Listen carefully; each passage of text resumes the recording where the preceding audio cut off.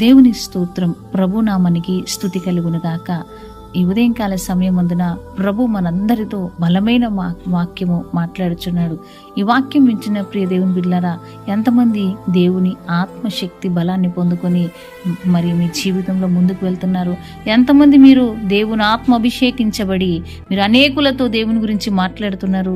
మనలో దేవుని అభిషేకం నింపబడినప్పుడు మనం ఏ పని చేస్తున్నా అది ఆశీర్వదించబడుతుంది. నీవు ఎంతమందికి దేవుని గురించి సువార్త ప్రకటిస్తున్నావు? నీలో దేవుని ఆత్మ అభిషేకం ఉంటే నువ్వు ఎదుటి వ్యక్తితో నువ్వు మాట్లాడుతున్నప్పుడు నీ అభిషేకము ఆ వ్యక్తి మీద దింపబడుతుంది. నీ మాటలలో జీవము నింపబడి దేవుని మాటలుగా వారి జీవితంను కదిలించబడతాయి. ఈరోజు కొంతమంది మాట్లాడుతూ ఉంటారండి, దేనికి కూడా పనికిరాదు. దేవుని బిడ్డలే మాట్లాడుతూ ఉంటారు ఎదుటి వ్యక్తులతో. అంతా వ్యర్థమైన సహవాసం, వ్యర్థమైన మాటలు, లోకానుసారమైన మాటలే తప్ప ఏది కూడా వారి జీవితాలను కదిలించబడం. ఎందుకు ఈరోజు నీ మాటలు కొంతమంది వినట్లేదు?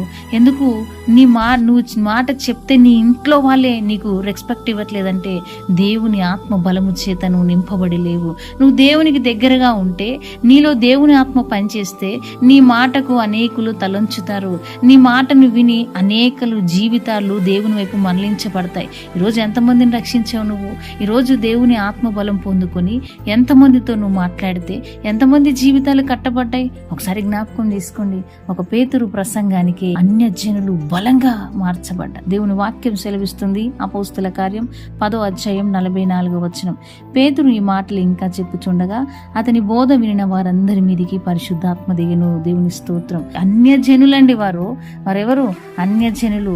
వారితో దేవుని గురించి మాట్లాడుతున్నాడు. ఆ మాట్లాడేటప్పుడు దేవుని ఆత్మను బహుబలంగా పొందుకొని మాట్లాడుతున్నాడు. ఆయన ఆత్మ పొందుకొని మాట్లాడుతున్నప్పుడు పేతురు ఈ మాటలు ఇంకా చెప్పుతుండగా వారి బోధ, అంటే ఆయన బోధ విన్న వారందరి మీదికి పరిశుద్ధాత్మ దిగినట్టు. దేవుని స్తోత్రం. ఈరోజు మనం మాట్లాడుతుంటే కనీసం దేవుని గురించి ఒక్క మాట కూడా రాదండి. విస్తారమైన మాటల్లో దోషం ఉంటుందట. దేవుని వాక్యం సెలవిస్తుంది.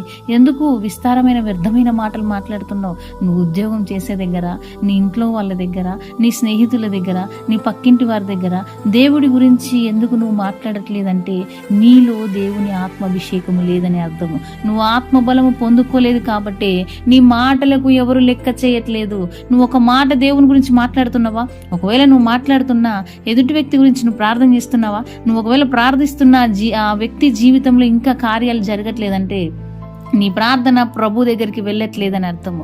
నీవే సరిగా లేనప్పుడు, నీలో పొరపాట్లు తప్పులు పెట్టుకొని నువ్వు నీవే కరెక్ట్గా జీవించినప్పుడు, దేవునికి భయభక్తులు లేకుండా నువ్వు జీవిస్తున్నప్పుడు నీ ప్రార్థన ఎప్పుడు ఎందుకు వింటాడు దేవుడు?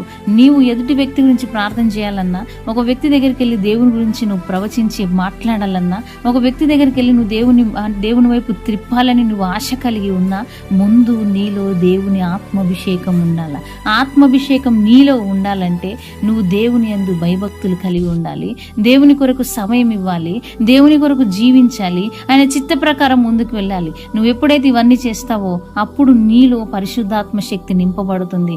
నీలో పరిశుద్ధాత్మ శక్తి నింపబడినప్పుడు నువ్వు ఒక వ్యక్తితో నువ్వు మాట్లాడుతున్నప్పుడు నీ అభిషేకం ఆ వ్యక్తి మీద దింపబడి నువ్వు మాట్లాడుతున్న ఆ మాటలు వారి జీవితంలో పనిచేస్తాయి. నువ్వెవరికైతే దేవుని గురించి ప్రకటిస్తున్నావో వారి హృదయాలు కదిలించబడతాయి. ఇక్కడ చూడండి, పేతురు ప్రసంగిస్తున్నప్పుడు, పరిశుద్ధాత్మ అభిషేకంతో ప్రసంగిస్తున్నప్పుడు అనేక అన్యజనుల మీద పరిశుద్ధాత్మ శక్తి కుమ్మరించబడిందట. అన్యజనుల మీద కుమ్మరించబడడం ఏందండి అంటే ఎంత అభిషేకించబడి పేతురు మాట్లాడుతున్నాడు. ఈరోజు దేవుని బిడ్డలనే పేరు గాని ఒక్కరి జీవితంలో కూడా ఆత్మబలం అభిషేకం లేదు. కేవలము వ్యర్థమైన మాటలే, లోకానుసారమైన మాటలే, వ్యర్థమైన ముచ్చట్లే. ఒక ఇద్దరు వ్యక్తులు కలుసుకున్నారంటే వ్యర్థమైన మాటలే. ఇద్దరు వ్యక్తులు మాట్లాడుకుంటారంటే వీళ్ళ గురించి వాళ్ళ గురించి వీళ్ళ గురించే తప్ప ఒక్కటి కూడా పనికొచ్చే మాటలు ఉండవు. దేవుని బిడ్డలు మాట్లాడుతున్నప్పుడు ఖచ్చితంగా వారి మధ్యలో దేవుడు ఉంటాడట. నువ్వు దేవుని కోసం మాట్లాడితే దేవుడు ఉంటాడు అక్కడ. దేవుని ఆత్మ అభిషేకం అక్కడ ఉంటుంది.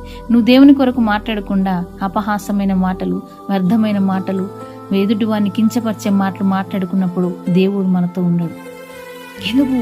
నువ్వెంత ఇన్ని సంవత్సరాల నుంచి నువ్వు సేవ చేయాలని ఆశపడినా ఒక్క ఆత్మనే రక్షించలేక ఎందుకు పోతున్నావంటే నీ జీవితంలో దేవుణ్ణి ఇంకా బలమైన ఆత్మాభిషేకం నీ జీవితంలో లేదు కాబట్టి నువ్వు అలా ఉన్నావు. ప్రియ సహోదరి సహోదరుడా, మనము మనుషులుగా దేవుడు మనల్ని సృజించినాడు. మనం దేవునికి ఏం చేస్తున్నాం ఈరోజు? నీకు అన్ని ఇచ్చినాడు ప్రభు, కానీ నువ్వు ప్రభు కోసం ఏం చేస్తున్నావు? ఒక సంవత్సరంలో ఇల్లు కట్టుకోవాలని ఆశపడుతున్నావు, ఒక సంవత్సరంలో ఏదో కొనుక్కోవాలి, ఏదో సంపాదించాలని ఆశ కలిగి ఉన్నావే తప్ప సంవత్సరంలో ఒక్క ఆత్మను నేను రక్షిస్తానని నువ్వు ఆశ కలిగి ఉన్నావా? ఈరోజు ఒక్కరికన్నా సువార్త ప్రకటిస్తున్నావా? భయంకరమైన పరిస్థితుల గుండా మనం వెళ్తున్నాం.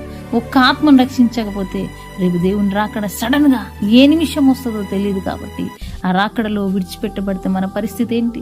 ఎత్తబడాలంటే, కనీసం పరలోక రాజ్యం వెళ్ళాలంటే ఒక్క ఆత్మనైనా మనము రక్షించాలి. నువ్వేం చేస్తున్నావు? నువ్వు క్రైస్తవుడిగా నువ్వు ఎందుకు పుట్టినావు? ఎందుకంటే దేవుడు నువ్వు ఆయన కోసం ఇంకా ఏదో పని చేస్తావని, ఆయన బిడ్డగా ఆయన రక్తం ఇచ్చి నేను కొనుక్కొని ఈరోజు నేను సజీవు లెక్కలు ఉంచాడంటే అది దేవుని కృప. ప్రియ సహోదరి, ఒక్కసారి జ్ఞాపకం చేసుకో. దేవుడు ఈరోజు నీతో బలంగా మాట్లాడుతున్నాడు.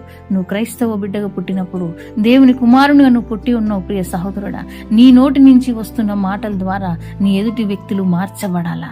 నిన్ను చూసి, నీ తలంపులు, నీ ఆలోచనలు, నీ ప్రణాళికలను చూసి నీ ఎదుటి వ్యక్తి మార్చబడాలా.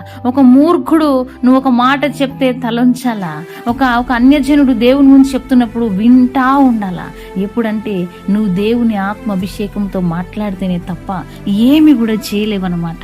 కాబట్టి ఈరోజు ఒకసారి ఆలోచించు, నీ హృదయం మీద చేయి వేసుకుని ఆలోచించు. సహోదరుడా, సహోదరి, నేనేం చేశాను నా ప్రభు కోసం? అసలు నేను ఎలా బ్రతుకుతున్నాను? ఎందుకు నా మాట ఇంట్లో వాళ్ళు వినట్లేదు, బయట వాళ్ళు వినట్లేదు, నా స్నేహితులు వినట్లేదు? నా మాటకు ఎందుకు ఇవాళ ఒక్కరు కూడా రెస్పెక్ట్ ఇవ్వట్లేదు? అంటే నేను దేవునికి దూరంగా ఉన్నాను కాబట్టే, నేను దేవునికి దూరంగా బ్రతుకుతున్నాను కాబట్టే నన్ను ఎవ్వరూ లెక్క చేయట్లేదని నువ్వు తెలుసుకోవాలి. నీ మనోనేత్రములు ఈ వాక్యము ద్వారా తెరవబడాలి. అంతే ప్రియ సహోదరుడా, సహోదరి, నువ్వు ఒకసారి ప్రభు సన్నిధికి వచ్చి, నేను నీ కోసం వాడబడతాను, నీ కోసం నేను పని చేస్తాను, నీ మాట చొప్పున నేను నిలబడతాను, నీ ఆత్మ అభిషేకం నా మీద నింపు ప్రభువా, నేను అనేకులకు నీ గురించి ప్రకటించాలి, నీ అభిషేకం నేను పొందుకోవాలి. నేను నీతో పాటు సహవాసం చేస్తున్నప్పుడు, ఇదిగో నీ మాటలు నా నోటి నుంచి వస్తున్నప్పుడు అనేకుల జీవితాలు కదిలించబడాలి. నేను మాట్లాడుతున్న ప్రతి మాటకు అనేకులు తలంచాలి అని నువ్వు ప్రార్థన చేయి. ప్రభు నిన్ను వాడుకోవడానికి ఎప్పుడు సిద్ధంగా ఉంటాడు. ఏ పాత్ర కూడా ఆయనకు వ్యర్థమైనది కాదు. ప్రతి పాత్రను కూడా దేవుడు వాడుకోవడానికే సిద్ధంగా ఉంటాడు. మనం గ్రహించలేక చాలా మంది పడిపోతున్నారు.